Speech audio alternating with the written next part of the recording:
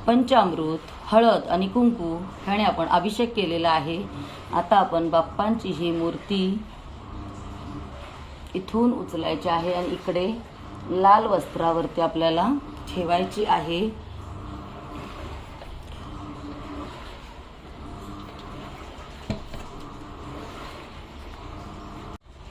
आता आपण बाप्पांना अष्टगंध लावायचा आहे.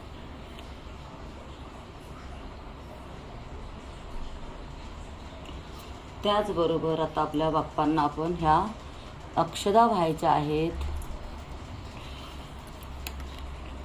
बाप्पांसाठी इकडे गूळ आणि खोबरं प्रसादाकरता मी ठेवलेलं आहे. तर तुम्हाला हा घरच्या घरी केलेला संकष्टी निमित्त अभिषेक कसा वाटला नक्की कमेंट करून सांगा. मी बऱ्याचदा यूट्यूबमध्ये पाहिलेलं आहे, जेव्हा आपण देवाची उपासना वगैरे करतो, देवाची आराधना करतो, ते व्हिडिओ आपण टाकल्यानंतर ते जास्त कोणी बघत नाही. का तुम्हाला देवाबद्दल काय अभिमान नाही आहे का? ह्या देवानेच तुम्हाला जन्माला घातले ना. जे काय आज ते आहे तुमच्याकडे ते देवामुळेच आहे ना. भलं तुम्हाला देवाने तुम्हीच कष्ट केलेले आहे, पण मार्ग तर देवानेच तुम्हाला दिलेला आहे ना.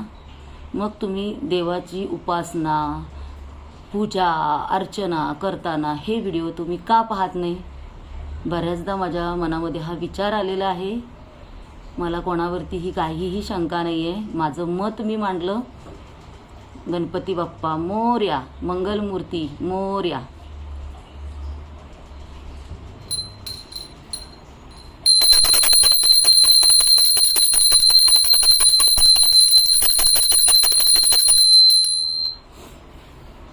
मोरया.